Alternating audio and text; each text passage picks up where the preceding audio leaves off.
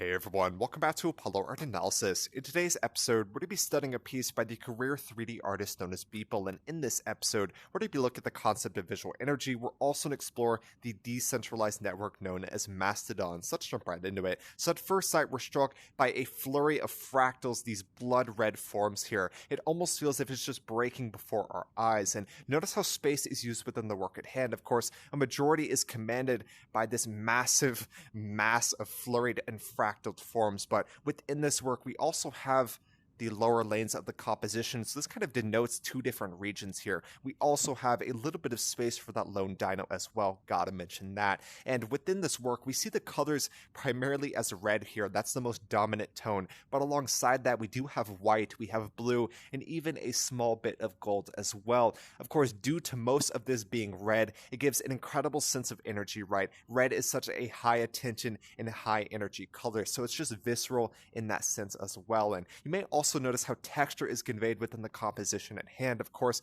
you look very closely, they're quite smooth, but when you zoom out, of course, it all just blends together. So it feels sharp, it feels fragmented, and it feels quite rough within this composition. This also gives a sense of visual energy to the work at hand. Of course, all of that texture, that vibrance, they all just combine into one unified front and very energetic at that. And so that kind of possesses and invigorates the visual experience for our viewer here. And of course, on the topic of visual energy, I have an additional work here. This is from the artist Amerk, and this is entitled Gemstone City. This is a generative work, of course, extremely energetic, has a lot of red as well, just like this composition. But what I want y'all to notice is this sheer sense of that's displayed by texture. We see this quite clearly, right? This just possesses this piece, and of course, like I said, gives an incredibly energetic visual experience. So I just want to bring that in and kind of talk about that visual energy that results from that. And you may also notice the grand scale of this scene as well, especially when we look at that dinosaur, right? If that's something like a stegosaurus, if the dinosaur dwarfs us, and then this scene dwarfs the dinosaur, you can imagine just how large it truly is. And so this kind of gives a testament to the monumental moment which we may be witnessing. With this in mind, how do y'all feel when you view this piece? There really is no doubt this massive fractal forms is the main spirit behind the work at hand, right? It is fragmented, it is fractured, and of course, like I said, has an incredible sense of energy due to multiple different elements from texture to vibrance and form as well. You may also see, the work almost appears mechanized in some way or another. It's almost as if we're looking at, say, a head up here, although it's hard to say for sure. Some may cite scenes reminiscent of the Japanese mecha, and it's almost as if we've met a beast of complete technological ascendancy. And far within this work, of course, we have this lone dino, right? This is pretty interesting. It's hard to say why this subject is here or what exactly he is doing, but he stands in alignment with the title of this work. The title of this work is Mastodon, may aid in revealing the symbolism of this scene. If we take this quite literally, the Mastodon is most reminiscent, really an ancient creature of the elephant here. Of course, you can see the evolution from the mastodon to the woolly mammoth and eventually to the elephant there, but I don't think that is exactly what this work is talking about. Due to both the time this work was created and the artist's involvement in the space, this is likely about the decentralized social network known as Mastodon. I'm not going to go too deep into that, but all you'll need to know is this is a platform which empowers the individual to speak truth. This, of course, is anti-censorship by definition. It empowers the individual and of course protects speech by the individual as well. So if you want to look at Mastodon, see what it can offer to you, that's incredibly important, especially with these new and experimental projects. So I just want to briefly mention that appears to be what this work is about. And at the end of the day, I just wanted to ask you guys, what did y'all first see when you look at this work? Did y'all see the mecha? Did y'all just kind of see this mass of different vague fractal forms? What did y'all see when you first look at this work? And actually have one more work here from the original artist. I'm going to bring it in real quick and see what we can learn.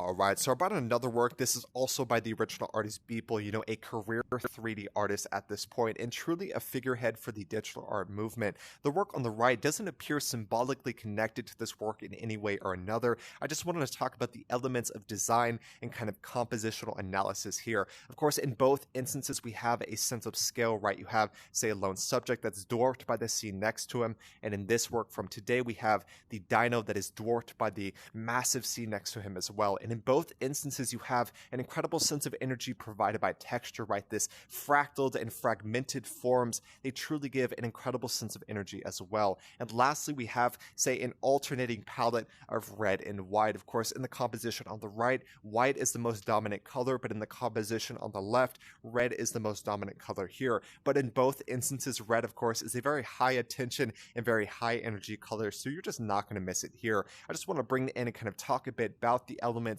in both of these works here. It's just absolutely stunning, and we love to see it.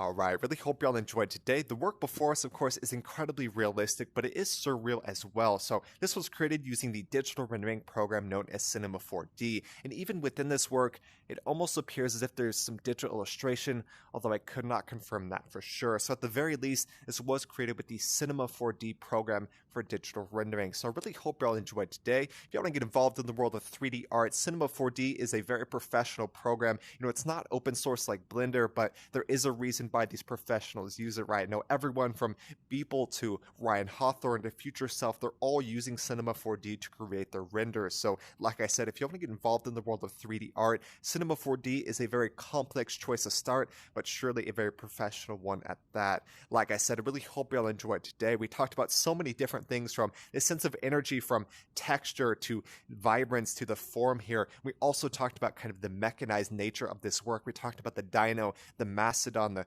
decentralized social network, so many different things we hit on today. I truly hope y'all enjoyed. If y'all enjoyed today's episode, make sure to check out the original artist Beeple. Like I said, a career 3D artist and truly the figurehead for the digital art movement at this point. But like I said, I really hope y'all enjoyed today. If y'all did, go check out the original artist Beeple.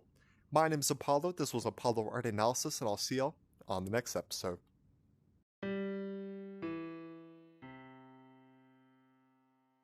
We hope you enjoyed today's episode. If you'd like to support our work directly, please check out our Apollo community tokens. Apollo Art Exchange is an ecosystem of art appreciation which elevates artists each and every day. Thanks for listening.